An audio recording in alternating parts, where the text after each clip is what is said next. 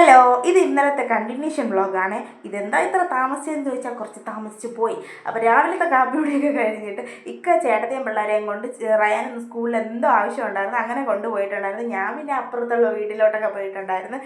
കാരണം കുഞ്ഞിലേക്ക് നമ്മൾ പെരുന്നാളായ നല്ല പുത്തൻ ഡ്രസ്സൊക്കെ ഇട്ട് എല്ലായിടും പോയിരുന്നു. ഇപ്പം അങ്ങനെയൊന്നുമില്ല. ഒരു നൈറ്റി എടുത്തിരുന്നതിനും പുണ്യമെന്ന് വിചാരിക്കും.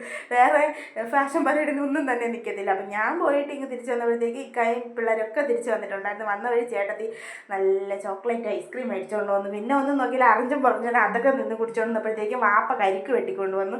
നമുക്ക് പിള്ളേർക്ക് വേണ്ടി വെച്ചിരുന്നതാണെന്ന് പറഞ്ഞ് 4 കരിക്കുണ്ടായിരുന്നു. അതെല്ലാം കൂടെ വെട്ടി നമ്മൾ വെള്ളമൊക്കെ കുടിച്ച് ഇതൊക്കെ കഴിച്ചിട്ട് പിന്നെ നേരെ നെയ്ച്ചോറ് വയ്ക്കാൻ വേണ്ടിയിട്ട് ഇറങ്ങി. എൻ്റെ ഇക്ക പഴയ രാവിലത്തെ അടുപ്പെടുത്ത് വീണ്ടും കൊണ്ട് പഴയ സ്ഥലത്ത് ഫിറ്റ് ചെയ്തിട്ടുണ്ടായിരുന്നു. അങ്ങനെ നമ്മൾ കലാപരിപാടികൾ ഓരോന്നായിട്ട് തുടങ്ങിയിട്ടുണ്ടായിരുന്നു. ഇതിൻ്റെ ഇടയിൽ മദിനിയും ഭർത്താവും പിള്ളേരും ഒക്കെ വന്നിട്ടുണ്ടായിരുന്നു.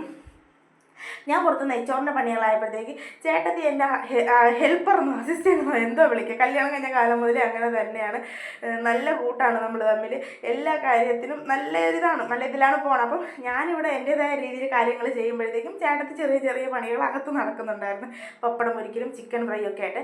പിന്നെ നെയ്ച്ചോറൊക്കെ ആയിട്ടുണ്ടായിരുന്നു. പിന്നെ ലാസ്റ്റത്തെ ഈ വറവ് മസാല മിക്സർ എൻ്റെ കെട്ടിയിൽ അങ്ങനെയാണ് പറഞ്ഞു തന്നത്, അതൊക്കെ ഇട്ടു. പിന്നെ വെള്ളിയാഴ്ച ആയതുകൊണ്ട് തന്നെ എല്ലാവരും പള്ളിയിൽ പോയിട്ടുണ്ടായിരുന്നു. അപ്പോൾ പിന്നെ ബോറടി മാറ്റാൻ വിചാരിച്ച് രാവിലത്തിൽ കുറച്ച് പായസമൊക്കെ എടുത്ത് കുടിച്ച് പിന്നെ എല്ലാവരും പള്ളിയിൽ നിന്ന് വന്നപ്പോഴത്തേക്ക് ആദ്യം പിള്ളേർ സെറ്റിനാണ് കഴിക്കാൻ വേണ്ടിയിട്ട് കൊടുത്താൽ. അത് കഴിഞ്ഞ് ഞങ്ങളും കഴിക്കാൻ വേണ്ടിയിട്ടിരുന്നു. എല്ലാം കൂടി അടിപൊളിയായിരുന്നു. ഞാൻ തന്നെ ഉണ്ടാക്കിയിട്ട് ഞാൻ തന്നെ അടിപൊളി എന്ന് പറയണം, മോശമല്ലേ?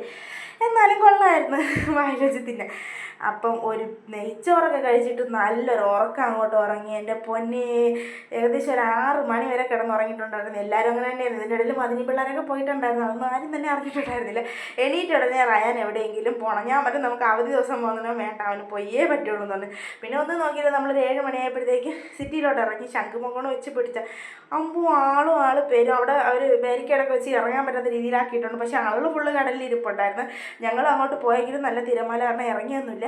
തിരിച്ച് വന്ന വഴി ഒരു കടയിൽ കയറി പാനിപ്പൂരി മേടിച്ചു. ഓരോരുത്തർക്ക് ഇഷ്ടമുള്ള സാധനങ്ങൾ. എനിക്ക് പാനിപ്പൂരി, റംസാൻ കൊണ്ടിൻ്റെ ഇതെന്തോ വടാപ്പാവ്, അങ്ങനെ എന്തുകൊണ്ട് സംഭവം വൺ ഫ്ലോപ്പാണ്. മൊട്ടനേരിയാണ്, വായിൽ വെച്ച് തിന്നാൻ കൊള്ളത്തില്ല. പക്ഷെ അവൻ പഞ്ഞ് മാത്രമായിട്ട് തിന്നിട്ടുണ്ടായിരുന്നു, അതും കൊള്ളത്തില്ല, ഒരു പുളിച്ച ചെവയുണ്ടായിരുന്നു.